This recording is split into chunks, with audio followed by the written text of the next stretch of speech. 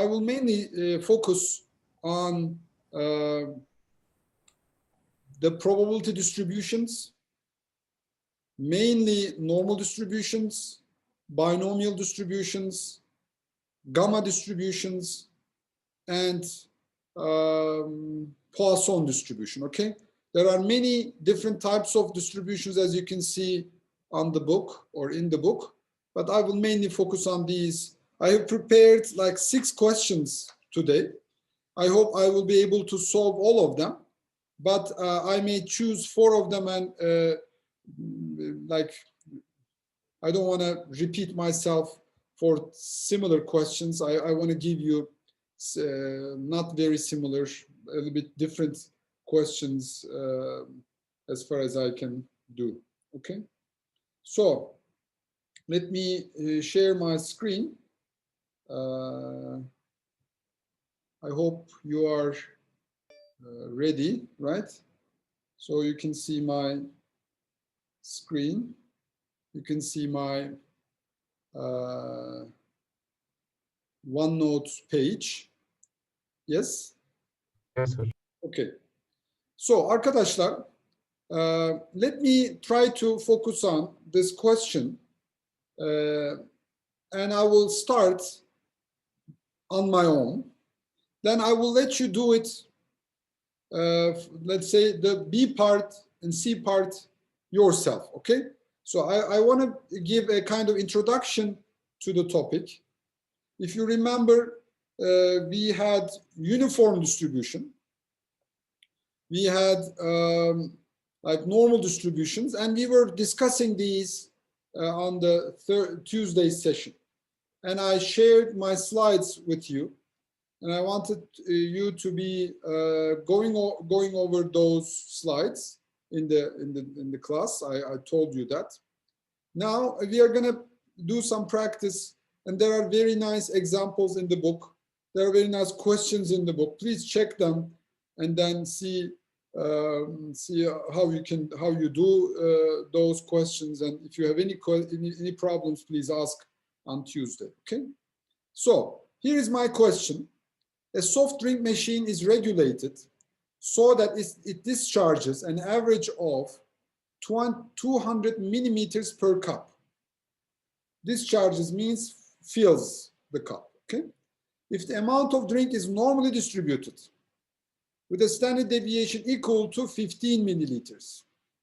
When I read the question, I do this. What is mu? Mu is the mean, okay? So in the question, it is said average, and it is normally distributed. So my distribution is normal, and I have my mu and sigma squared. This is a normal distribution, okay? So in the questions, usually we give mu and sigma, or we want you to find them out, okay? For continuous random variables, we have this average value here as 200 milliliters per cup, and standard deviation is given as 15 milliliters, okay? This is a given fact, and I will write 200, 15 square. Okay, this is how I denote my normal distribution. This is how I start the solution of my problem. Okay, then I start the A part. Okay, what does it ask? What fraction of the cups, like what percentage of the cups, will contain more than 224 milliliters? It's a very easy question. Once you understand the logic, then you will fly, okay? It's very easy. So what does it ask? What is the fraction or percentage of cups that will contain more than 224? What does it mean? My soft drink filling machine has some variance in the filling process, okay? It has a variance like that. my mean amount of soft drink is 200 milliliters, and my standard deviation is 15. What does this question A tell me?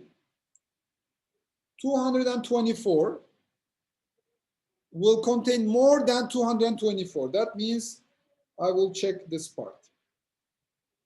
It is equal to, what is the probability of X being greater than 224?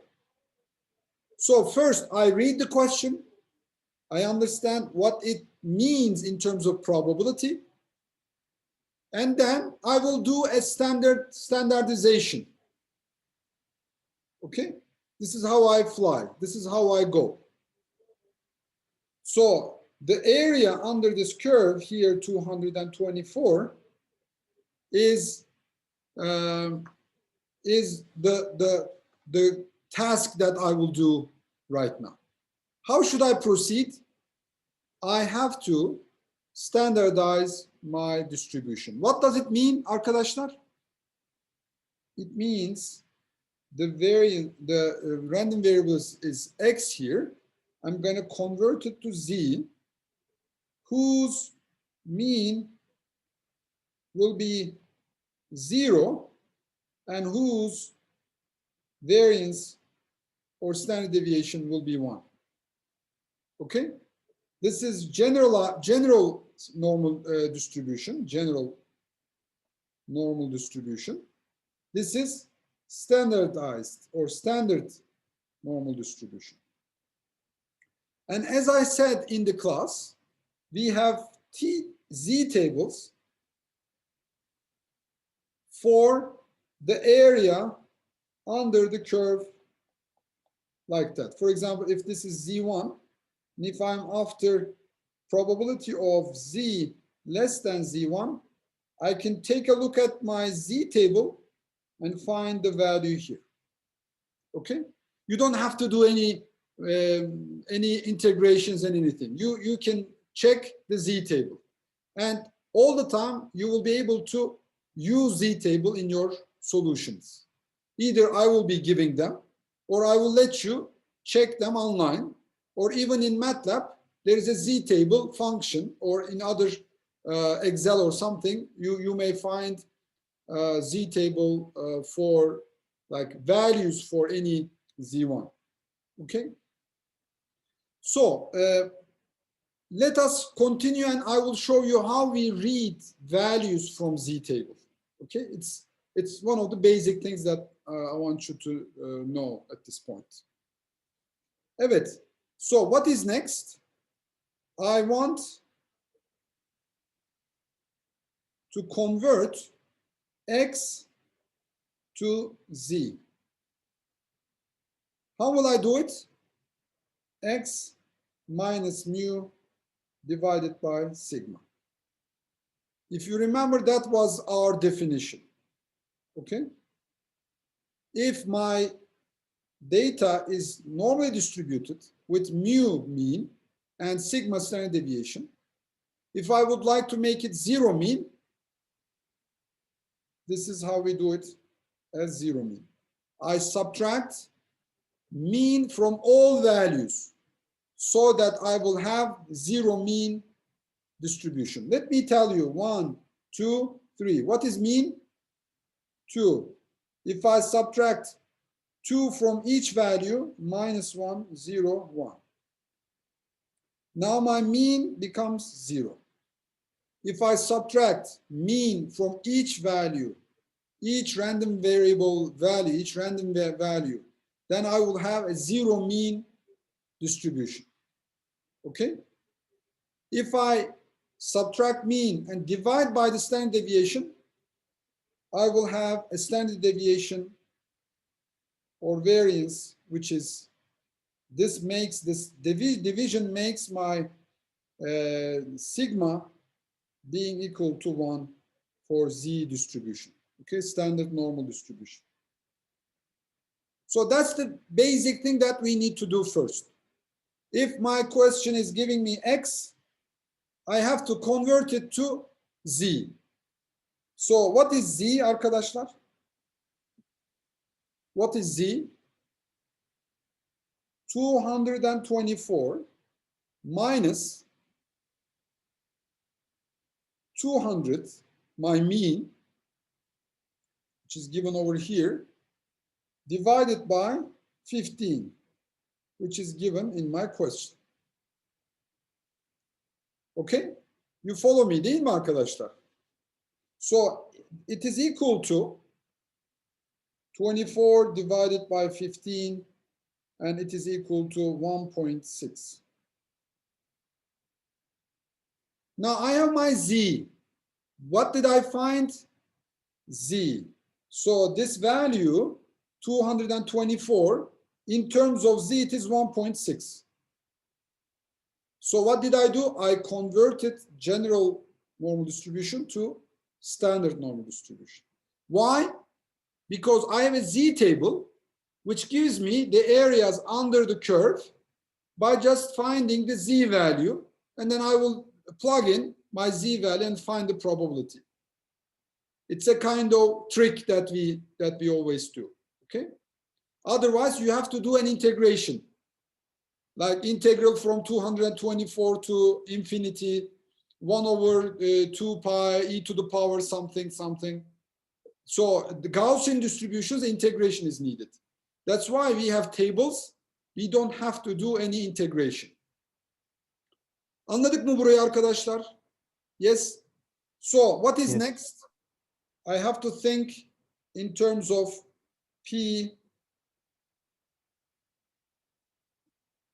Pz greater than 1.6 is equal to 1 minus Pz less than 1.6. Why did I do this? Because in my Z table this is given. Neden birazdan söyleyeceğim. In Z table this is given. Z less than something. Okay? So then let me draw this again. What did I find? 1.6, my Z. What am I after? Z greater than 1.6. Isn't it equal to 1 minus this area?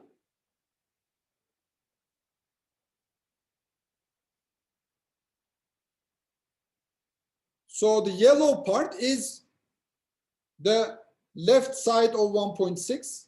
White side is right side of greater than 1.6. What am I after? I'm trying to find the white area. How do I do it? 1 minus yellow area will give me the white area. Why do I do this yellow thing? Because in the Z table it is given like that. Okay? So probability 1 minus this, 1 minus this will give me, 1 minus this will give me this area. Okay, I hope you understand what I have tried to show you. Yes, easy. So let me tell you, this is 0.9452. I'm going to show you how I find this value from the Z table. And 1 minus 0.9452 is going to be equal to 0.0548. Okay, this is the answer to the first question. The probability of having filled cups more than 224 milliliters is like 5%, almost 5.5%.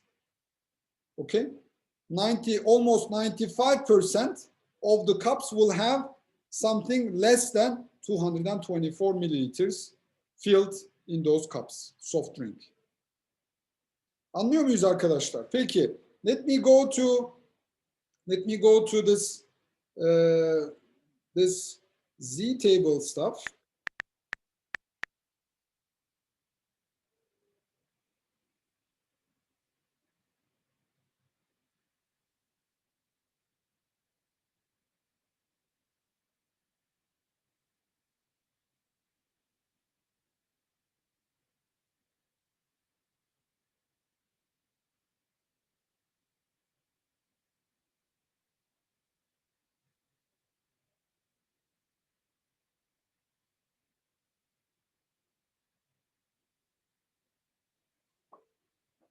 Bakın şimdi, how do I find the probability for a given z?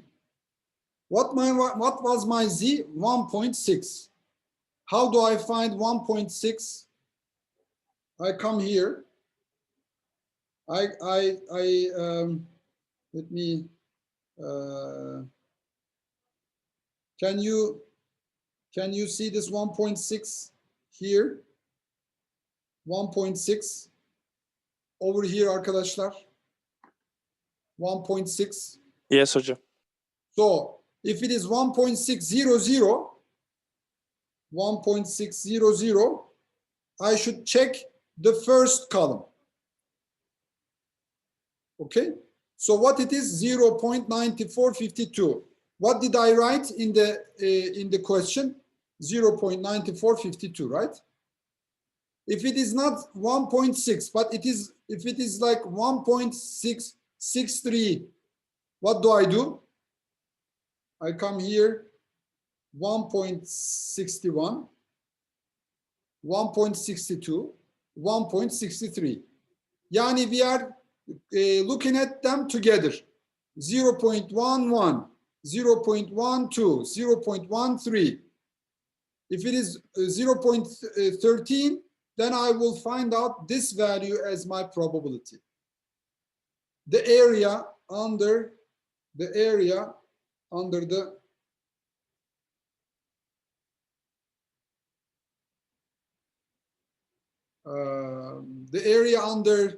this. Neden ilerlemiyor? Şöyle bir bakıyorum tekrar.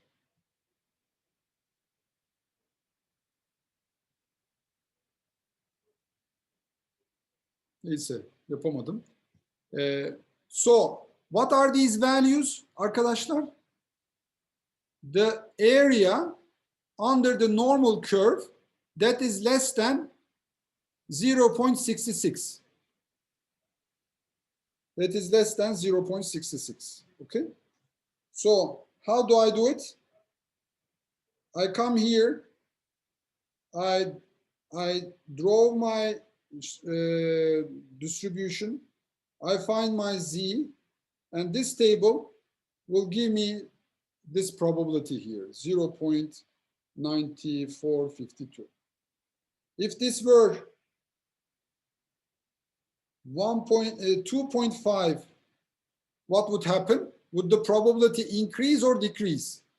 Would this value increase or decrease? Ibrahim? Increase hocam. The value here will increase. It will be close to 98 or something, okay? So what does it mean? The probability of obtaining a value less than 2.5 is higher than probability of obtaining a value less than 1.6, which is normal, right? This is a normal distribution, and I'm after the area under this curve. Anladık mı z-table okumayı arkadaşlar?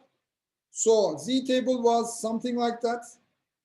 I have 0 here, 0.1, sorry, 0.1, 0.02, something like that.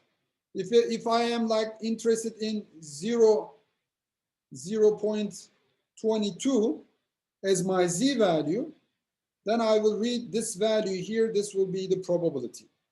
The area under the curve, sorry, the area under the curve whose z value is 0.22. Anladık değil mi z-table kullanmayı? Very easy. This part is 0.2. This comes for like something next to 0.2. It will be 0.22. Yes, maybe you will do practices on your own. Okay, I hope you got the answer. Now I want you to find out this, the answer for B. Now please work on it on your own, and you will have 3 minutes, and tell me, use the z-table and find out the problem, the solution in 3 minutes, okay? Did everyone understand this part? I am trying to find out the smallest 25% D part of this question. And then I have said this part is Z1, and the probability is given as 0.25. From this probability, I find Z1 as minus 0.20 minus 0.68. How do you find it from the Z table that I have shown you? Like there is no minus Z over there. How do you find that, arkadaşlar? As I've shown you, like the values were like that. This is Z, and the Z table was always positive. The Z table that I've shown you was always positive. If you have only this Z table, how do you find this area or this probability over here? You know that it is minus, it is negative. How do you find it? Oğuzhan? You only have the positive Z table, and I want you to find out a Z value which is negative. You know it from your intuition, because it is on the left side of the mean, so it should be negative. Yes, hocam. How do you find this area by only knowing the positive part of the Z table? We can subtract it from 1. Or If I, as you say, let me show here, if I subtract this from 1, then I would find this area, and this area will be equal to that one, because it's symmetric. It is because it is symmetric. It will be equal to this area, right? Yes, hocam. So 1 minus red part, this whole red part, will be equal to this area, and this area is equal to this area. Burayı anladık mı arkadaşlar? Yani if you have only Z table, which is like given to you positive Z table, then it will be like that. Evet, benimle misiniz arkadaşlar? Takip ediyor musunuz? Yes, hocam. Yes. So this was kind of a.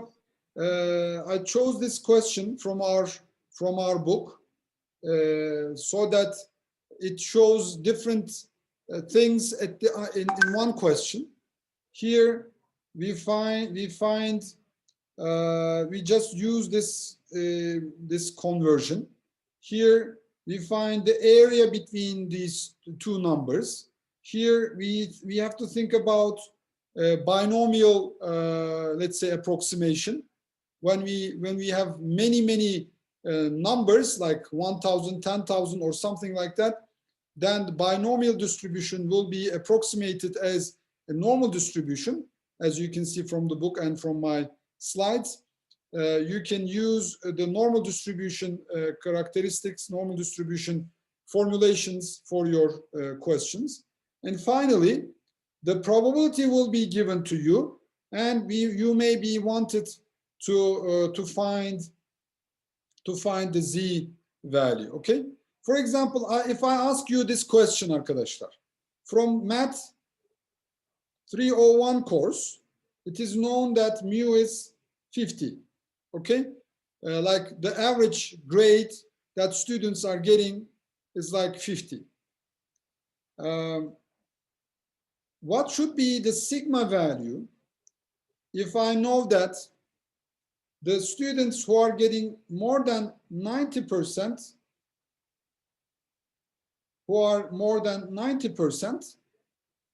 okay, like out of 100, 90% is only like 0.1 probability, or obtaining 90 over 100 is like 0.1 probability, or 10%. 10% of the students are getting 90 over 100 So how would you find the sigma value for this course grade? Is that clear arkadaşlar? What am I saying is, if I have this distribution, I only know the mean, which is 50. I don't know what the sigma is.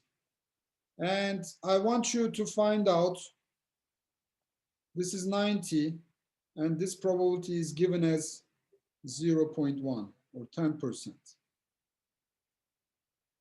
How do you find the sigma value? Is the question clear arkadaşlar? Yes, Sancak, is the question clear? Yes hocam. How would you solve the question? Can you help me in solving the question? I'm not going to solve it completely. I want you to tell me how I should approach to this problem. Hocam, first we should do find the probability distribution and 0.1. Mm-hmm. Can I write it like that? X greater than 90 is equal to 0.1. Probability of X grade being more than 90 is equal to 0.1. What should I do next? Hocam, I think we need 50 to 90. No. Conversion from X to Z, right? Yes hocam. How do I do it? Conversion from X to Z. 1 minus probability of 90. One minus, you say it's like 1 minus probability of X less than 90, which is equal to 0.1. And how do you convert this probability like this, right? 90 minus 50 divided by sigma. Is that correct? Yes? Değil mi arkadaşlar? Am I doing correctly or am I doing something wrong? So my Z is 90 minus 50, which is 40, 40 divided by sigma. What is this value? 0.9 hocam. 0.90. Like this one then will be 1 minus P 4T over sigma less than, sorry, let me, Z being less than 40 over sigma will be equal to 0.1. So this part will be equal to 0.9. Then what should I do next? I should find from the Z table this 0.9, right? From the Z table, it will be the Z value, which is like 0.90. Can you find the Z value, which is which shows 0.90 probability? Arkadaşlar, it is 1.29. That's what Ahmet Talha said, 1.29. Ahmet Talha, did you give me the standard deviation or did you give me the Z value? Hocam. Yes. So we are working from the probability back to the C value, not to the Z value. Yes, that's what I'm trying to say. Now you're going to check the Z table. Let me do it. if I can, sorry. So how many decimal places do we take the probability now? So I will now check 0.9, okay? 0.9, 0.9, where is it? Almost over here. For example, this one, okay? 0.9, very close to 0.9. Then I check, oh, this is 1. Yeah, I cannot see, or maybe others can see. You cannot see, so let me, you cannot see my mouse right now. Sure, yes. Yes, You hocam. can see my mouse arkadaşlar. No. No, we cannot. I cannot see your mouse. We cannot see the mouse. Nasıl göstereceğim? 1.3 hocam, right? 1.3 is also correct, Okay. but 1.29, 1, 2, and 9. Please check the value at 1.2 and 0.09. Can you see the intersection point? 0.90, Yeah. a little bit less than, maybe it's like 1.2085, okay? Something Okay. like that. So I first find the probability in my Z table, then find the Z value, then use this Z value like 1.285, not this one, and then I'm going to use this Z value here. Then find the sigma value which I want, okay? So 1.285 is equal to 40 divided by sigma. Sigma is going to be equal to 40 divided by 1. That's how I find the sigma value.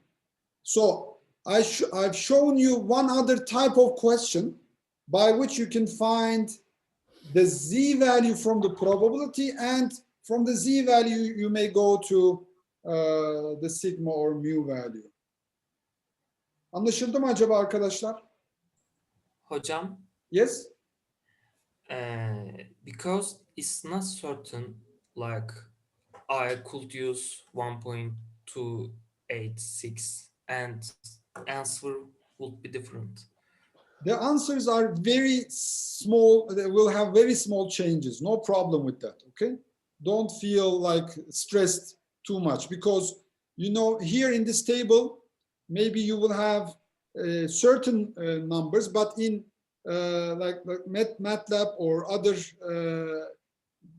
tools, then if you give 0.90, it will give you the exact value, okay? Like if you find 1.21, 29 and use it instead of 1.285, the answer would be not very different from each other, okay? Very small changes, almost equal, okay? So don't feel like stressed in that sense. If you use 1.29, it's also okay, no problem. If you use 1.28, it's also no problem. But I want you to understand this logic. Find the probability, from the probability find the Z, from the Z find the sigma or mu. Anlıyor muyuz gençler? Yes?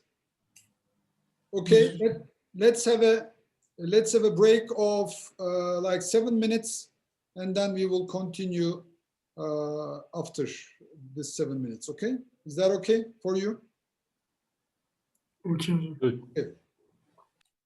Can you read the question? I won't solve it totally, but I will show you like how you would write the probability. Can anyone tell me how I would write the probability calculations here?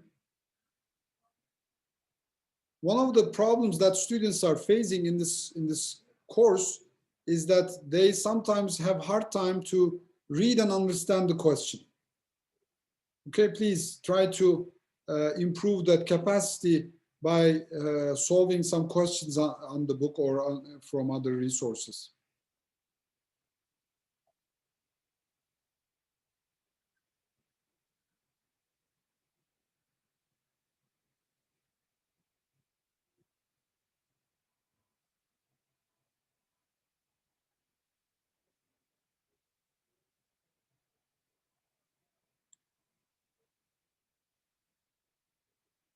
how do you solve the first part, A? What is mu? Mu 24. Mu is 24. 24 hocam. 24 minutes. Yes. Standard deviation, 3.8. given 3.8. to me 3.8. What is the probability? Probability x less than 30. It is also equal to probability of z is equal to 30 minus 24 divided by 3.8, Yes. which is equal to, let me check the numbers, which is equal to 1.58.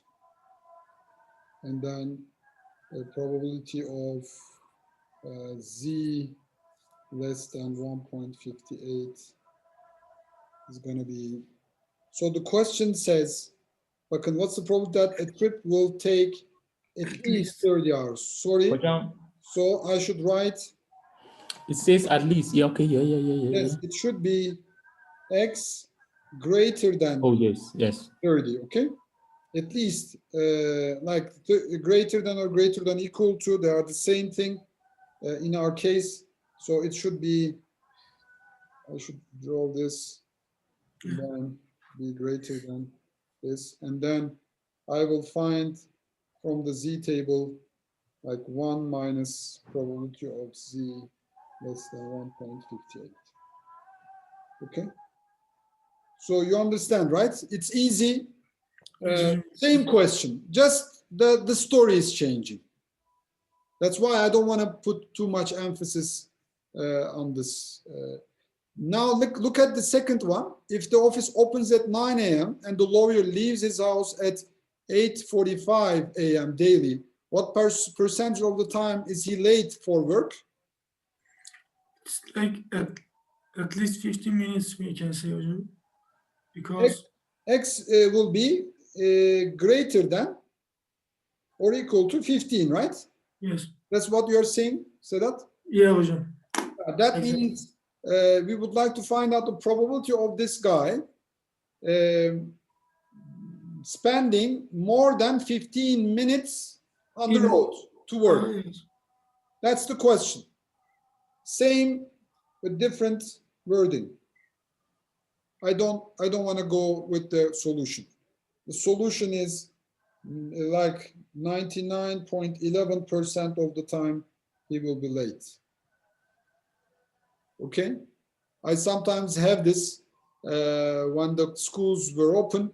I was taking my kids to school, and if we are late, if we leave home at 8:45 and the school is starting at 9, 99% of the time we are late. But sometimes we are on time.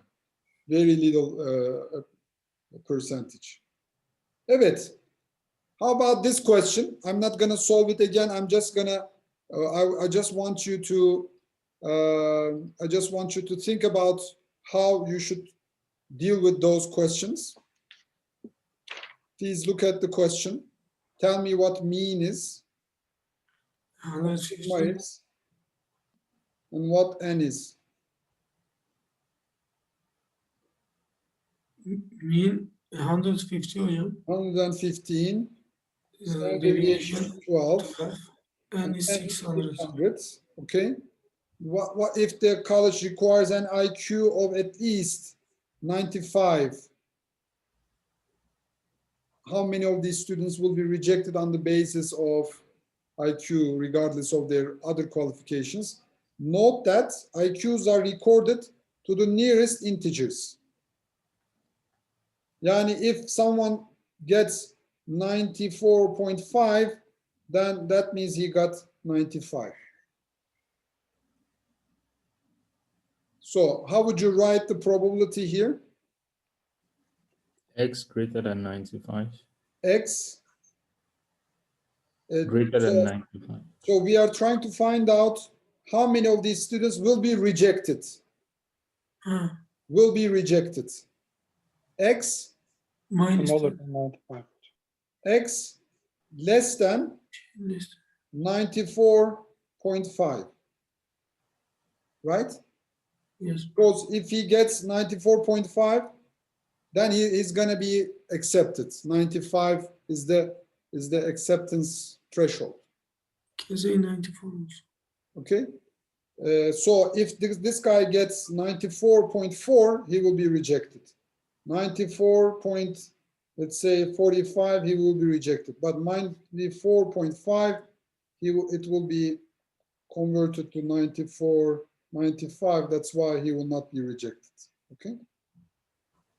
So that's why I put Px less than 94.5. So the other parts, just find the probability 1 minus, sorry, no 1 minus. I'm gonna write z is equal to 94.5 minus 115 divided by 12.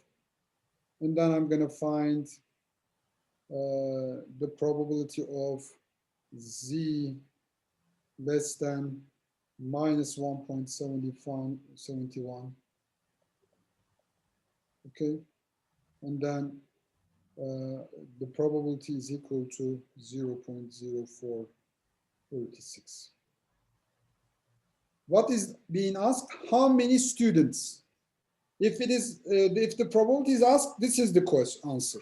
But if it is asked to me how many students, then I should go do the same thing. Mu is equal to n times p, which is equal to 600 times 0.0436, which is equal to 26.16, which is almost equal to 16 students, 26 students. Burası anlaşıldı mı arkadaşlar? I first find the probability from the z table, then multiply with 600 in order for it to be like binomial approximation or normal approximation to binomial. Then I will find 26 as the number of students that will be rejected. Anlaşıldı mı acaba arkadaşlar? Takip ediyor muyuz? Are you following what's going on? Are you able to take notes? Nasıl izliyorsunuz mesela? Are you taking notes? Yeah. Hocam, Yes. why is it 94.5? Why is it not just 95? Here, Anya, note that IQs are recorded to the nearest integers. So if the student takes 94.5, then it is rounded to 96, 95, which means acceptance. But if the students are taking less than, let's say this, which is like 94.49, then the students will be rejected. Like 94.5 is the kind of threshold that that we use. Okay. Okay, that's the trick here. 94.5. The result will not be changing too much, but you should be careful about what you read, and then you have to be implementing that to your question. Okay. Okay, thank you. You're welcome. So let's move on to one more interesting question arkadaşlar. Hadi bakalım bunu. Hocam, Buyurun. can I ask a question for the before part? Yes. Which part? Previous question. Okay, sure. Hocam, we say 94.5, but as he said, the nearest integers they recorded as. Can we say 94 for that? It means there is an opportunity for a student to take 94.5 as an IQ test result. So there is an opportunity, like in your ÖSYM exam, you don't take only 495. You also have 495 point something, right? So the exam result of IQ, as far as I understand from this question, it is not like only integers. It only has, it also has fractions, 94 point something. That's why we don't say 94, 95, 96. If the exam results are only integers, that would be 94. But if it is fractional, then we should also think about 94.5. Okay? Evet. Hadi bakalım. Let's check that question. Multiple choice quiz has 200 questions, each with 4 possible answers, of which only one is correct. What's the probability that sheer guesswork means işkembeden atmak. Sheer guesswork means just brute force, just say A, B. Okay? Just randomly. Yields, what's the probability that this person, a student, with just sheer guesswork yields from 25 to 30 correct answers? I had a friend like that. He just threw in ÖSYM exam and he was accepted to one of the programs in Hacettepe University. So yields from 25 to 30 correct answers for the 80 of the 200 problems about which the student has no knowledge.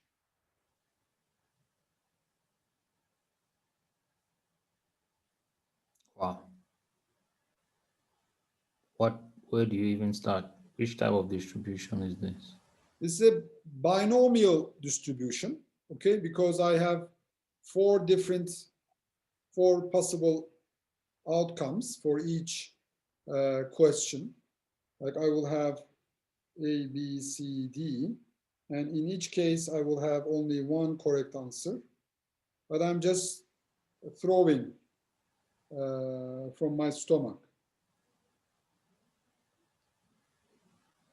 So, you know, if you check the slides and the book, we write it like that, arkadaşlar. Binomial distribution with my random variable x, okay, which is x is the output number of correct answers. X is my number of correct answers. Out of 80 questions, okay, what's the probability of obtaining the correct answer? 20, 0.25, right? Yes. So this is like out of 80 questions, the probability will be 0.25, and the random variable for my question will be number of correct answers.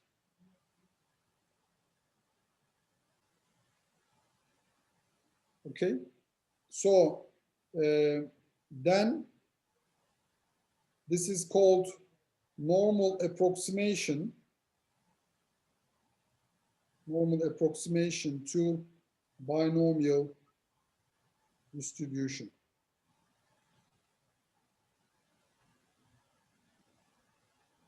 Okay, so how do I proceed? Here I know in binomial distribution, mu is n times p. This is n, this is p. And sigma squared is given as n times p times 1 minus p. Okay? This is the number of questions. This is the probability of the correct answer. This is the probability of the wrong answer. So these are given in binomial distribution calculations. So I will have mu as NP and sigma as this. What should I do next? Bakın arkadaşlar, just like we have done before. Now, my mu is not given in the question, but it is given intuitively. How do I find it? 80 times 0.25, which is 20. So the mean correct answer by just brute force or sheer guesswork is 20 questions. And my sigma squared will be 80 times 0.25 times 0.875. This is P, this is 1 minus P, this is N. Okay, so from the question, I should realize that if there are 4 options and we would like to find out how many correct answers we have, then we should realize that it's a binomial distribution. And for the binomial distribution, this is how I write my random variable information. And from this, I will immediately switch to normal distribution, arkadaşlar. That's why I have many numbers, many problems. That's why I immediately approximate this problem into a normal distribution. Why, hocam? Sorry? Why do you approximate it to normal distribution? Then it is a lot easy for me to deal with. Otherwise, I have to deal with like this binomial distribution formulations all the time. And it has been shown that if I do this approximation, okay, it will be really very close to what binomial formulations would give me. Okay, like this is like a kind of approximation. We don't deal with binomial distribution formulations. Instead, we're going to use still normal distributions. You will see this a lot. We will have different distributions, but the number of cases, number of questions, number of people are high, let's say 80, 100, 200, 1000, then we will say we can approximate this to a normal distribution. Okay, so this is how we approach to these kind of binomial problems. And what do I do next? Next, I'm going to say my x1 probability of x being greater than 25 and less than 30 will be my probability, right? So it is almost equal to this, right? In a binomial case, x 80, 0.25, like x will be equal to 25 to 30. Bakın, Anya, this is what I should do normally. Find the x value in binomial distribution case with this n and p values. Instead, we do, let me move this part down. Sorry.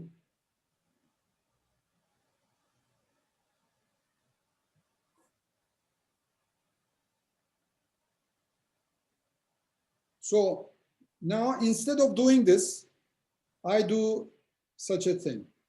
I do z is equal to x minus mu divided by sigma, which is equal to 25 z1 x1, 25 minus 20 divided by, let me tell you what sigma squared is, 387.3 is going to be my variance, which is like 387.3. Okay, I calculated mu and sigma from what I have read from the exam, from the question.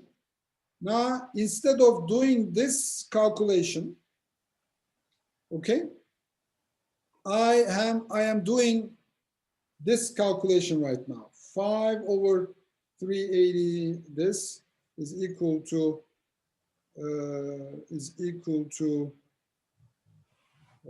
this is like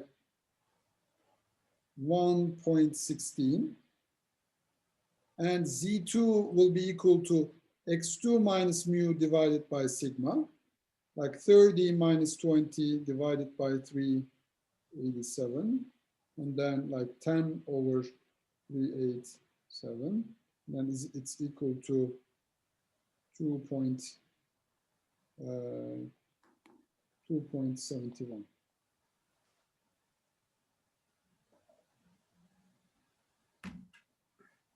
Okay, so what am I trying to tell you is that then I'm gonna finally say my Z will be between 1.16 and 2.71.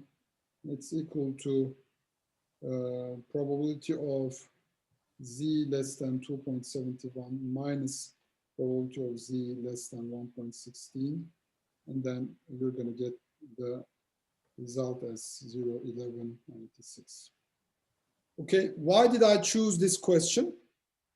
Because it is like giving us a different way of looking these kind of questions. When you read this question, you will realize that this is a binomial distribution. For you to realize if this is a binomial distribution or gamma distribution, it is either given to you. For example, in the next question, it is given to you. Okay, for example, what does it say? Approximately gamma distribution. Okay, here it is given. Here in the next question, for example, it says it's a Poisson distribution. Either in the question it tells me what the distribution is, and I should use the formulations accordingly, or by reading the question, you will deduce what this distribution is. And then if this is binomial, this is how you would proceed. By first finding the mu and sigma values, conversion from X to Z, and then using the Z values, we will find the probabilities from the Z table. Okay. John, you said we do the approximation when n is high.